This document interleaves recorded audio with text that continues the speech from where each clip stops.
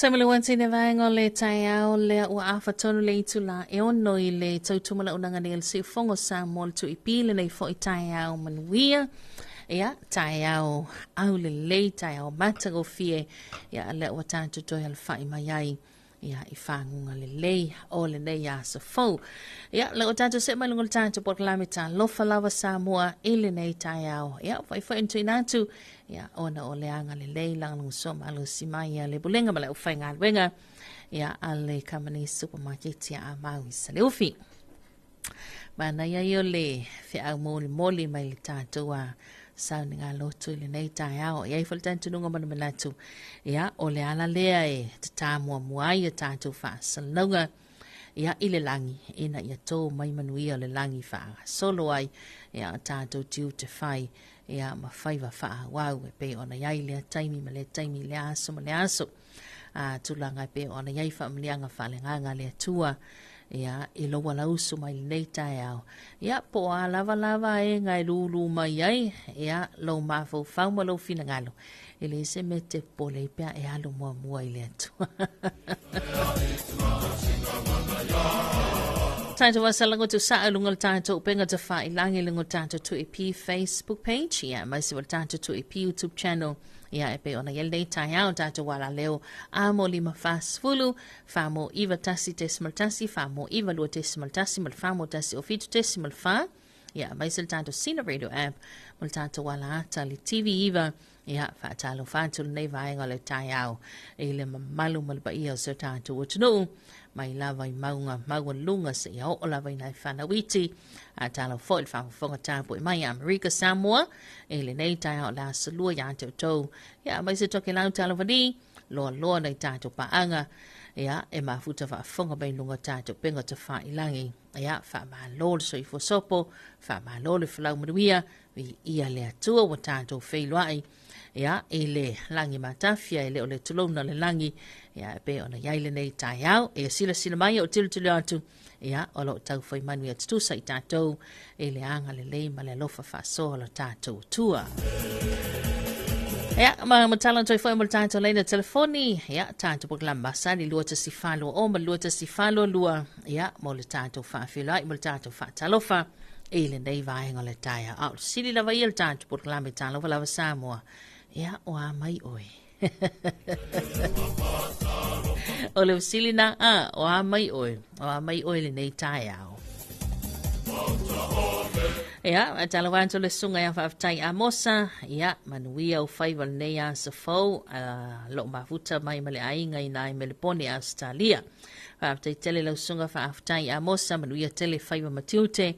Ia, o le nei tai au I nai a te tau. Ea, ua o lea ua awhale ono. Te alai titi lawal awhale ono le ua anga ia tulu vai le wati dato nei Samoa ia I le fitu. Ia e pea le la tal wha ia lwa vea o pole lima I o I Australia. La tal wha.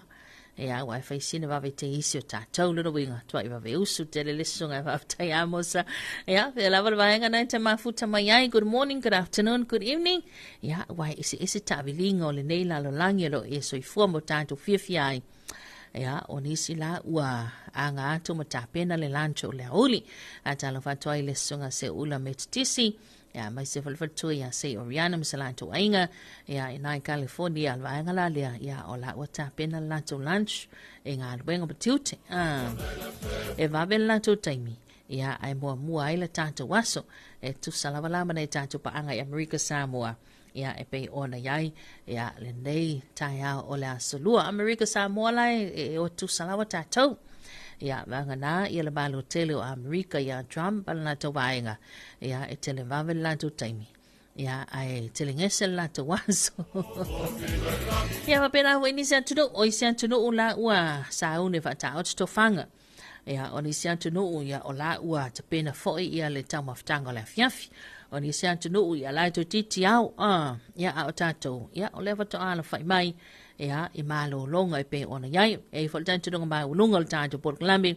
Sa maus whainga malo longa manuia mo le tau file mui leanga leo le tua. Sa e tau wha mo tātou mo moe. Ia, aia, sa le tu le moe lava lo tātou leo ma moe. Ia, le o tātou to iai. ili nei tai au. Good morning. Tanto awi vil tanto maftanga lunga pamga ngalul ili nei tai au la solulu a solua sutolu nei le masita o Julai. Ya o le tato wa mtalal tau tato te se atuai ili toi kuata ili fitul tau nei. Ya tali to la fitul mai wa lem fa fonga ili le wai fa sala wadato tato telefon lona toi tu inatu ba tali valu ili tau nei. Mai o tato proclame tato Talofa Samoa top 10 ili nei tal afar fitu. Ya ma wa ia le avanoa I fa manianga soi formas fa na le afali to la valu se o atu taliva. Ya ona I fonga le matatu maua se fa poponga ya o tatu tala tu sa mai le tio fa ba maloni sila ile nei tai au pe taliva ya matawalunga twaina ya tatu kala metalo lava sa mo ai le tu wai telefo ini se vai nga le wa tiri tila tu lunga penga te fa ilagi ya o le ua mata na nginga mai lunga ya tala o le tu male tu o le atunu male atunu ya ele ngato atunu telo nei no lange mai se fol nei tu lange ba sfikalo tanto yai ya tato tala no yai a walo sira fio me lo tupu tolo tanto atunu ya a mai se foi ya o le nei ke lope lo tato yai ya ele nei foi vai tau ya mani se tanto proclame fa solo tato proclame masani ya mana tu le foi ele o nanga foi le ale tato TV va ya ipo a son fua po a solulu ya po a sofrele ya I tato proclame fa tol fanga palota ya epe ona sila mai mo yai ya tofa yai ya suita wa taito das ya tala la to la vai na tau ya la to ta penanga tangata la vai na uia ya tulanga na epe ona yai ya tanto proclame fanga solo awana emsia ya awai te sila fiai ya ta penanga wale apala tato wa proclame vai fa fai ya agua apalava na ole sui lava ia to tasi na ia ya malana ia lava ta penanga ya ilona ia lava lo to ifale tono lona I tu malo ya fia mai lava sui tau vai se la wi sfuru le wa yai ya wa le wa bautinoa ya wale mafai ona ta mo estasi vo to mali ile tato tno ya awa tele o tala nei tai au ya ona o ta fia tai le ali o tala mai mau pele malos ma wala manava fo mai le ali ya ma fai ona ta tangile alarm ya tanga watu fa apel telefoni ya ma fai ona mingoi le lima oi ya tu lunga lai ma fai ona tu pupula lai ma fai na pula ya wapi o vai ngai tia pi mai ya tato ya ai pe o vai ngai e fai lo ai le mamana va vega alo tato tua se balon tanto time le o te lus for minute Tellington tan le tele fit to le tai au ya tato se ma tato fa vi fianga tali tato report la to bail talantau mo sa mo motokelau ele nei tai au.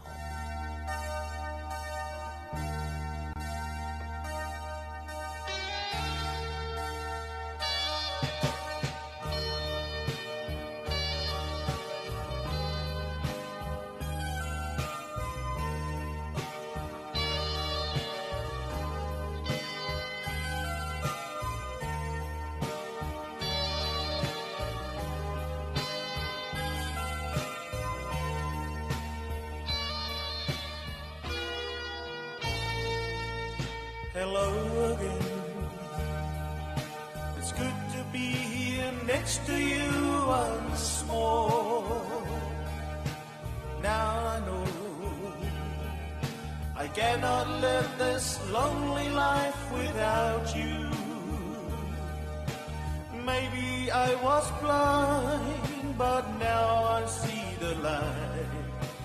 I was foolish then, but now I realize.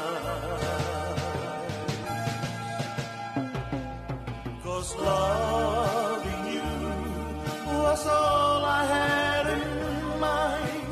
Holding you so close, your body next to mine. Let's forget the past and the things that might have been.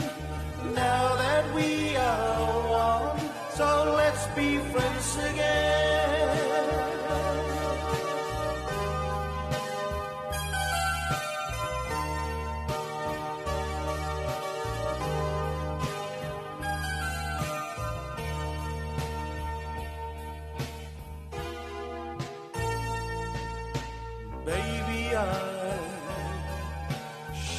have known you better right from the start.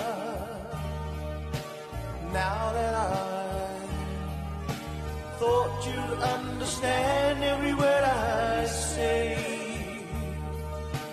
now that you have gone and in return you broke my heart. I was foolish then, but now I realize, 'cause loving you was all I had in mind, holding you so close, your body next to mine.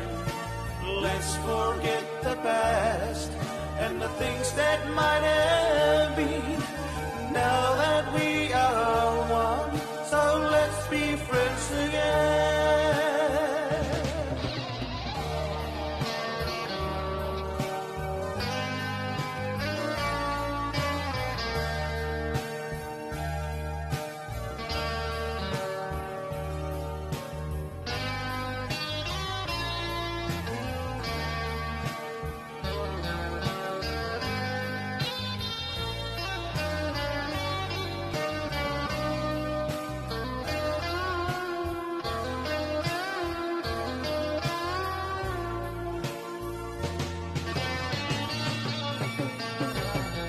'Cause loving you was all I had in mind, holding you so close, your body next to mine.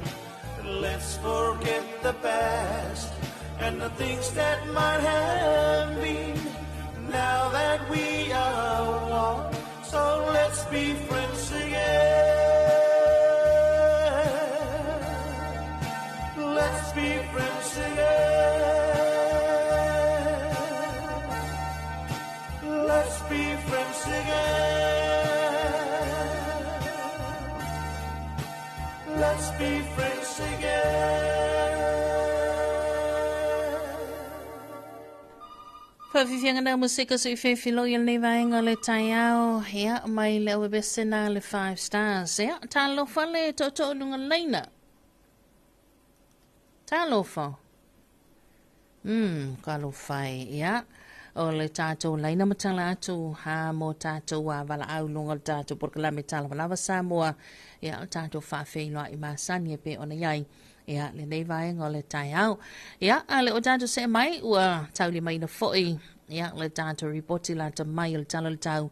Ya mo le tato o tunu ua mai sulfa funga mai ya toke lau. Ya I le nei vaenga o le taiao. Ole tala nel tamo vanga umo Samoa le na wina le official va intalo ben sula manu nei ile afale tula lima ya ile va vea le sole asalulu tolu yu lailu afil wa lima. Muinga le tau sa vanga vai o pau ma le e lo ta oto pe lungo Samoa mai au mai au mane timo ya fiai la tunu inicio taimi. Mo upolu man muteli sala fai mo le so e a woi niso taimi manai timu e to ulwa va so lai fa pena I wela ma find stili ai mo la so tau la stofi se o atu la so forele o le a to ulu va so lai timunga.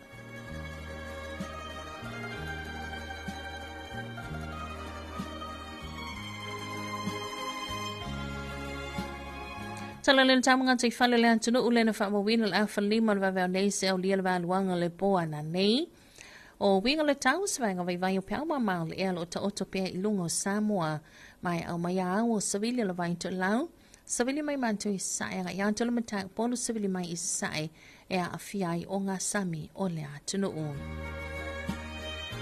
Vai ngane nga te fale mo ngā sami matu ala savili mamatangi mo le so mo le tai o nei mo le so. E angile vai to lau savili mai matu I sae nga ianto le lau savili mai matu e se folo lua sul gilmita le tu la o ngalu e lua I le lua ma le afa mita le mawa lunga. Ai moa tai au o le ahangi maali ma le lau tasi savili e lima I le se folo 5 kilomita le tu la o ngalu e lua I le lua ma le afa mita. O sa wenga ninga te fale ma o ngā sami saute ala savili mamatangi mo le tau nei ma le so e angile vai to lau savili mai matu I sae anga iantul to lau savili mai matu e se fulu i le lua sfulu kilomita le tula o ngalu e lua ma le awhamita ma walunga. Whapena fo i ma le aso tai au o le aangi maalia ma le lautasi savili 5 kilomita le tula o ngalu e lua i le lua ma le awhamita.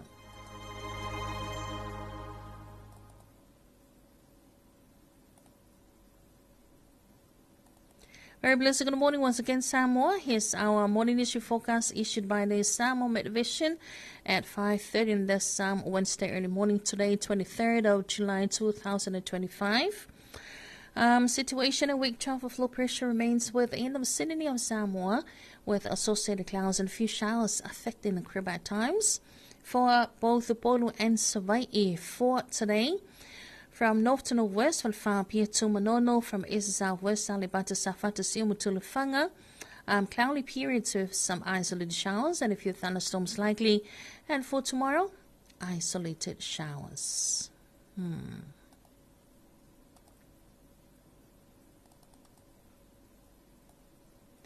And here's our morning marine forecast for Samoa. Situation and weak trough still lies over Samoa with associated northeasterly winds affecting the island's marine waters.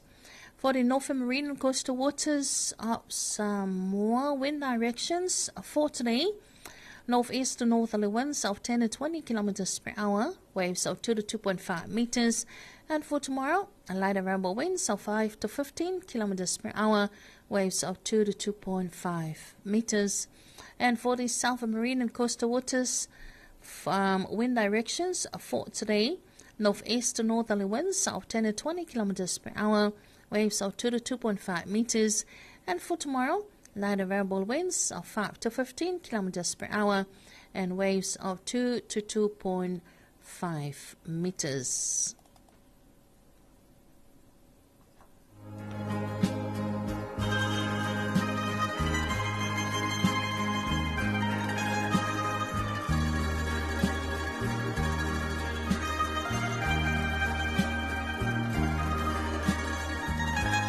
O le ripoti lau talo tau mo tātou tuna o Samoa ia tātou lau whanua mai sa tātou ngata I whale ea nā sa whamawina lo fisa le wai tālu pensula mo le nei I le awhale I tula lima le wawe au le so. Talo wani toki lau malo lau wale suifo mo nuia le mai is mai lau whafonga le ripoti lau ta mai le nei o le talo tau mo tau ia le fwani whamawina lo fisa le wai tau I muli no nei I le tale ono le tai au le so. Winga le tau o savili mai I se sae o lo of tiai la tutu lau. Wainga le tau mo tu lau wha muta mai le waluanga le bua na nei. E a woi ni su taimi me nei timo pupuu. E whia lolo ma lo se savili mai I se sae. O le same si si, wainga yona tuatu. O le ali lei winga le tau se I wanga na I timunga pupuu o le ai. Talovani, and good morning once again to Kilau. Here's your morning forecast for you, and this is recorded at 6 o'clock on this Wednesday early morning here in Samoa. Situation and easterly wind flow prevails over the country. Focus a minute tonight for Tokelau, cloudy periods with brief showers, moderate easterly winds, moderate seas, and for Fedalu Tokelau, find about from brief showers. And as the morning forecast for you, Tokelau for this Wednesday morning, have some more updates for you at 20 more minutes to 4 o'clock on this Wednesday afternoon. Yeah, ole vai mamaule na malevalo ielina le tato official vai tau ole amawali swa pongo le tala tau ya mone tato pa anga Tokelau ile toi luas for minute tali to la efa ile afiafia so Samoa afalima ya ona maua fantasilia o le talo tau pe afali tu le lima I le afiafia na nei. Mo le leo le ngako wha te tele lawa bulenga bala uwhainga luenga lo official wa itang ben sulam nei ya wa fo le longa po ile ina lo tātu o tudo umane tātu ba anga Tokelau ya pe wha pe I winga maanga le tau ta oto yai le onga tutondo nei va yaso ya po ole nei fo I solulu. Se malendo tātu taimil nei tai au le o toi vānu bala awha minuta le tuan tā leo le tula fitu ya nei tātu pe senga musika so I whiwhiloi lungo tātu lava lava Samoa ele nei tai au. Lau besta le whaiwhai isi, sauma lua le tai au.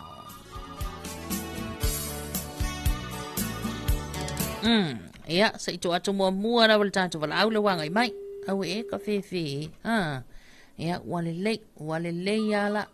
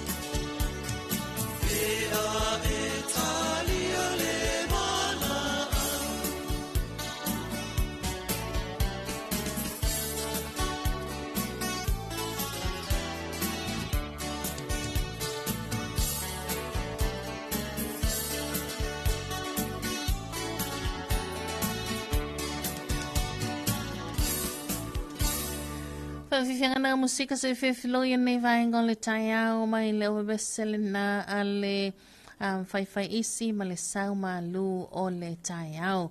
Ia, e na ua se malatantu taimi lea o toi whaminu te le tuan talia mo le ito le fitu. Ia olo mau pelo wa vanoa I lungo le tātou proklame Talofa Samoa I le nei tai au. Ai a faisi o se isi mata upu ia whato atatana le tātou ofisa pe a tale I tula iwa. Ia o le tātou le telefoni le matala atu. Ia o le tātou wa proklame Talofa Samoa I le nei tai au. Talofa atu nei tātou pa anga le bitele sila fai. Good morning. Ma lol so I foman wia o a mai oto. A jalawanto manono ma polima, ma lol so I fomau le nei tai au. A talofa atu I foi. Ia start wa motu I tumwane. Ia ma lol lava le fala manuia. Ia el tanto nunga male manatu. Ia na foi wanga mai to tele. A matalia ia ngā luenga matiu te whai. O le nei tai au. Fa manatu le tātou proklame tali lau ma lol tai au. Ia ma vai po wainu o fala au. Ia mai se foi o nei te mama nei tina mātutua nei whanawiti. Ia whapenano whamoli mai o tātou ainga. Whatalo wātulu no whanga lau mātutua nei māpui whangalele so I whamanuia mātua o a mai o tau le nei tai au. Whatalo wātu I le sunga ia vai moana seo mālo. Ia le lo māhuta mai masalato ainga le nei tai au. Tai au manuia. Ia I lau a fionga le tau sala mālo so I whamalangi mama.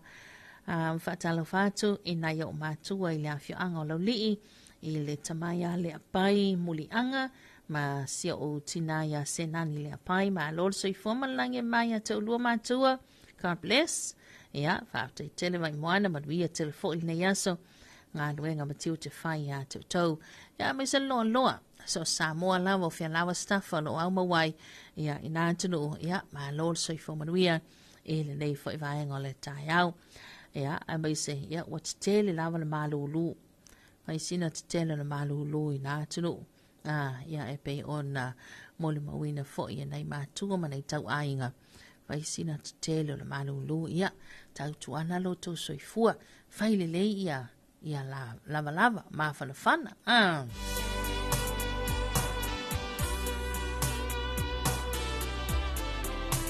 E ai vaenga fo ingale ia whai mai mako mo isa vai soli. O lai whai mai ala whapusa la ingale le kongo la ko whare. Ia e mo meo masingi fo ingale ia wha ma whana whana ai ia. E lea o ngala masini na mo hita I nei a tātou. Ia wā tātou ia e already a ma whana whana le tātou tau. Ia a o nei atunu ula. Ia o le wha o ngai la tau ia. Vaenga na le wha Samoa ko I inga ma ko usa vai. Ia o kai ngā whila e whai mai ko kongo whare pālangi. E tilo atu stoi ina. E leu a mea umiwa ngale le sili a kunungo a palafari. E whaalu e le asu I whafu. Na e pōsa mai le afi mai kara koe. Sot, ala uka kuliang whanga mai. Se me, isi lunga e whaasolo aku isi lalo e pasi aku. Aku kulinga I ka mai ki mapake ke vai a ve fui va per ko inga o mu halu la ko inga whafu. Ia, ai, o le tūlanga na, Ia, tautuana whaiwhale lei o tau lama lava. Ia, ma a puti puti lei ma a pere pele whale lei lo tau soifua ina ina tunu. Awai, umal tau malulu. O le tau malulu fo nei New Zealand, Australia, Malaysia tunu. Ia, le whaingo ina fo I e toi ina savai. Ia, o mātou wai, e kele ang whale liwe mātou, ia, le telo I ngō mea, ia, o ngō tau, E umalola le tau malulu lea, whaapela toi ina ia o fo le vai kai meo le a la whau apu. Ia po le isu mu. Ia karama, ia wale te tele le malulu. E umar malulu, a vaila le pulo a la whau la vaengala. Ia, ain taluai, o le ua se e maldandu taimi ua tātonu le tu la e fitu le nei tai au. Ia, tātu se mai ile lua I whaasala manandu tātou telefon. Ia, mai le sunga mato aina isa ako o na tātou se mai lo lea pia mai a tātou telefon toi te tala tātou leina telefoni. Ia, mo tātou wala au Talofa Samoa ile nei tau. Mai lo wa whonga I tātou telefon.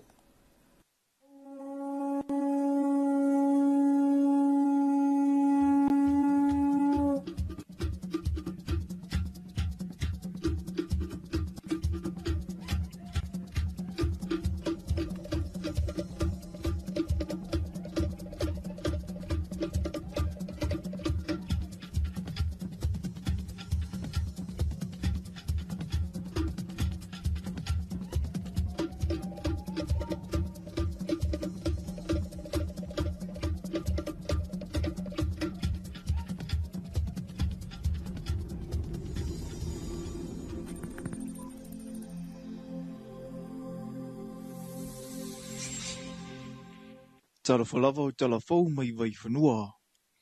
I talatumua, ua whaapopoina ta awale vehen se e wha e ta i se fulu ma le 5 na fua, a le matanga luenga o le soifua malolo ina. O ta awale nei o le a wha atele vave ai le wha asapoli o le atinu u. I tui pui pui, o na o le mau wha amai ese ua pepesi mai le nei vai tau.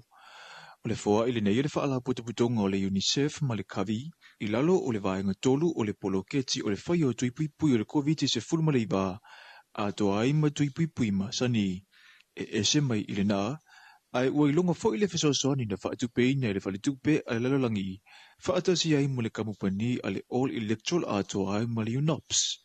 O le fausia lea o le nofuanga whaapitoa e se sunu ina i o tau ta le whale mai, na whaalu ina i li tino i tupe e ono se lauiwa se furuli maa feta la Samoa. E le ngata i lea, ai ua iai fo i ma le masini e whaonga ina, e se sunu ina i o tau ta mai le mautanga singase, e peo fuala au ua uma le au ngā, o fusinga o ngā singase, nila maisi, ma o le masini na whaaluina i le seleni, e tolu te si ma le 5 miliona tala Samoa. O le vaenga le nei wa au sia, o le a tau fia ele o no whaaleanga ino le se umanga, ma atilia a fia ele soifua ma lolo ino tangata pe a le lei o na lafua i o tau ta nei. Na so no le pali mea tausio Samoa. O le e vea ia o masui o le tatou malo, ia e maise o tangata anu o Samoa. E momori atu ai le nganga whaftai tele ia tatou paanga uma. Ua tofu sao ma tongi mai nei matati ataua. Ua tatou mori mawina i le so. I le tatou ngā lue whapaanga ai ma lo autou malu. Ua le ngata ina ia tangi ai lo tatou ngā lue whatasi mo tu inato au nanga mo soifu malo lo ino tangata lau tele. Ai ua tangi ai lo tatou whanau nau ta inga. Ina ia saonga le mu, ma taualoa le whatinonga o nei au nanga. Ina ia iei se whamoe moe o si o tātou watunu. E malu, ma manuia lo lātou soifua malolo ina. I ngā duenga, ma au nanga, tātou te whatinoina. O le whamoe moe na whatauta ia, ele no whanga i ta whaingata. Na tōwhia le atua Samoa e pūlea ma whaatonu matai, o le misiona lea le tōwha i a mulio o pia mulio o, mai le vaenga wha au buwhai atu mua mapule Reform Republican Party. O mulio o e to tolu ai i la tau lo tau wā mai le nufo le tu malo o anua maa numere mua, e pei o na tamamu e whaatasi mai ei ma le sui le vaenga wha au buwhai le wha atu atua i le atua Samoa watasi, ma le sui le vaenga wha au buwhai e pui ai atu tau tangata, i le whaataranoanga mtalafau mai vai whanua, na ia wha manino ai le mafua anga tonu. Na ia whai eise filifilinga e fia tau vai le whainga palota, ai me se ai o le whaatuina leo se vaenga wha upu whai fau, lea ua avea nei o ia mataitai, le tu mua mapule Reform Republican Party. Insert. E tolu vaenga ta ua le ana matawa mulio o, e au fia ai le atua o lo ta pua iei Samoa, i tu malo whaalenga nuu, ma le whanasili a le ama malu le malo. O le whainga palota le masina fau, o lo tau wā umai mulio o malona whaletua i a mulipola ana rosa a le mulio o, ma e iei lona taritonunga, e leo se me fau le tau wā whaatasi ai, o se tamā ma se tina o se ainga i tu tono le pale mene. E leo se taimi mua le nei o tau wā ai lea tamali e pei o na tau wā ai le fua o le vaenga whaaupu whai le HRPP, i le tausanga lua fese furuono, ai peita i le imanuia, o le tausanga lua fe ruitasi sa i le manato le a tau wā whaatasi malona whaletua. Mulipola ana rosa a le mulio o, ai peita i sa fautua ina i la ua le lato ofisa, le whaletupe a le Western Union, e te tau o na tau vale tasi, ai whaase e tua ngaru leisi, le na mafuai o na le tamo e le whainga balota, ai tau vai loa si o na whaletua, e le eise whaafita uli o whea ngai ma le awhionga i a mulio o i ana tāpenanga, mo le whainga balota, i le masina fau. Ua to tolu se lau tolu se furuma le tasi ngā se fau, o le tātou atu nuu ua whaamaunia le awhia i le whiwau puna iwi, o le whaamaumaunga le ale mtanga luenga le soifua maloloina, lea ua whaasarala wina, mai le aso fituanga i atu le aso se furuma le tolu, o le masina le nei, ua ato ai le au wha i ato awhe lua se lau fitu se furuano, o ila atau e maua i le wha mai le nei, talu mai le ulua i masina o le nei tausanga. E pe una wha muwina, e na ua pia lava ma le itu i matu i se sifo upolu lea e to tele ila ato ua afia, e to tasi le tangata ua mau mawai le soifua, ma ile li poti la tamai le nei o lo manino i lava, e to te lea tu lea whai o alii ua awhia nei lo te maitai, ai o le 87% o e ua awhia, e la loifo o le 20% le mātutua.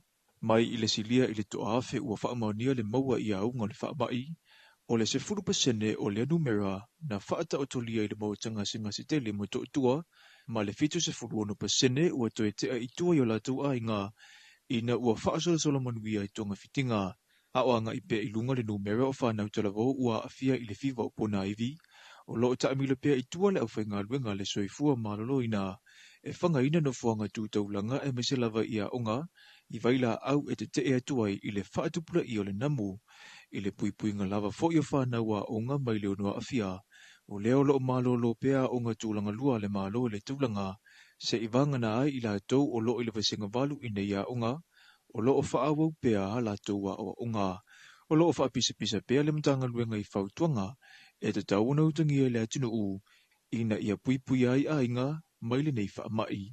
O tātou tālafona mo le nei vaenga le aso manu e telefua fuanga o whianga i ma le atinu u.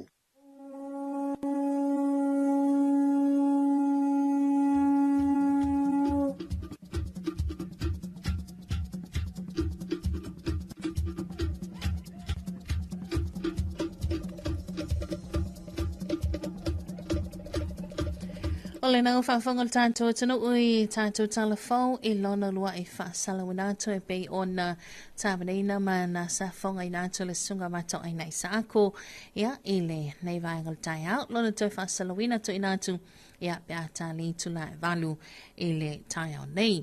Se malele tātou taimi lea ua se 10 minuta te ne li tula e fitu le nei tai au ua vaia le sulu matanga o fio le mata le la ia vi ia I leanga le leo le atua I lona alofa mo I tātou. Tātou se mali tātou whavivianga nei male wabese I la leo tona I le atua o Samoa mo le atua.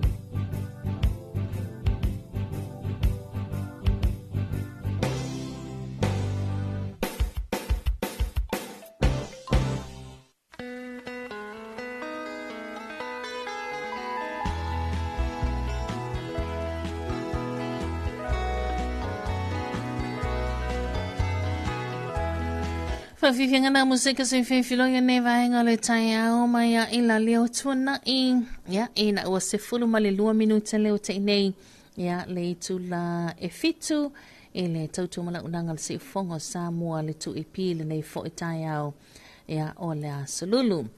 Toi wha malo atu, talofa atu le sunga Agustino Fausia. Good morning, soi fo manuia le nei tai au ma futam wha longo atu i Colombo, Sri Lanka. Manuia tele le yaso, te tele la sunga Agustino, manuia tele fo i tiu te mawhaiva e pe ona iai, le nei vaenga le tai hao i nai atu tau. Lo lava le ona sa inga wenga matiu te, ma lau fo le whafunga mai, e pe ona iai. Tātou porokalame Talofa Samoa, e le nei tai hao, talofa atu fo i le usa o Rihanna, ma sala atu ainga, ma lo lava le soi fo manuia, ma huta mai nai California, talofa atu si o tina angismia, mai se foi, o le sunga o le tofaya moi mausu, ma le tausia naila, talofa atu i fo i tamai taina o kisa, ma talofa atu umatai, mai se foi pati, talofa atu tonga, ma le tonga, ma sala atu ainga, mai se foi o loa ma le tonga, manuia tele, tiu te mawhaifa talofa atu tina momonga, ma se la tau ainga, mai se wale sunga ane mia, ma se ana tautonga ma no whaalo, le usea e seta ma le ainga, mai se wale usea naila, wha manu, ma le whanau, mai se fo i whatalo watu, i le sunga atu puola yoelu, ma le tautonga kaili, talo watu fo i whanau, nei tai au manuia tele, tiu te mawhaiva tautau, epe ona iaile nei vaenga o le tai au.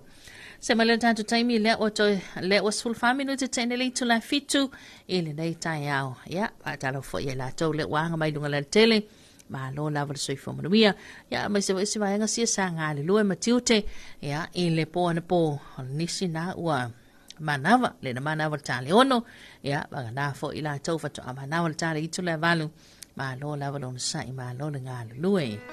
Halo se basta to fa fianga neva angle tai au fa fia anto le sunga ya business Stanley male tai au.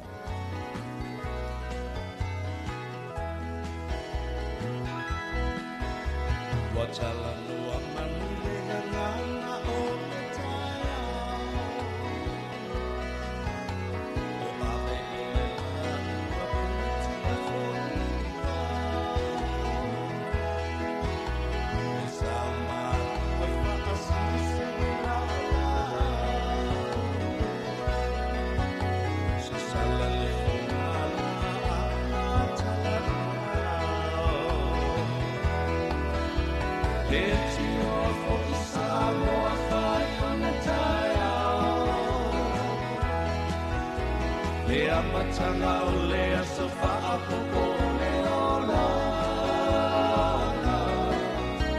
I tai au mai matangi whia ngai na le ata I tala le lei ua so o ai ni Samoana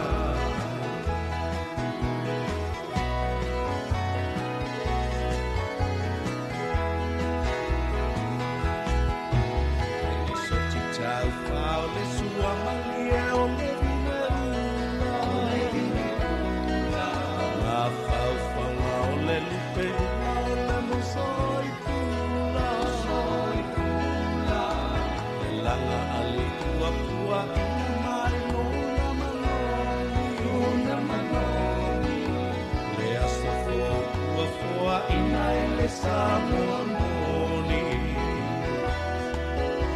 Leti o foki Samoa whai o na tai au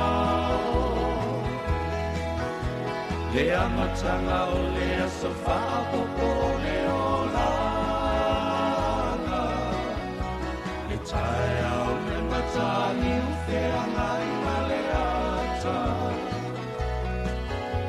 Le tala le lei ua so ai ne Samoana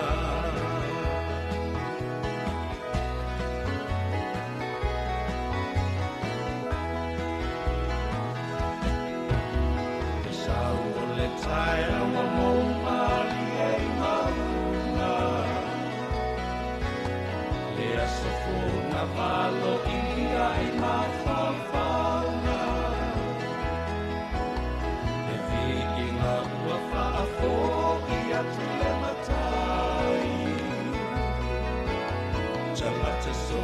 ua ua oli oli ma whawhetai. Le tio a po I Samoa pai o na tai au. Le amatanga o le aso whakapopo me o lana. Le tai au na ngata ni whenai mai ata. Le tala le lei ua so ai me Samoana. Le tala le lei ua so ai me Samoana.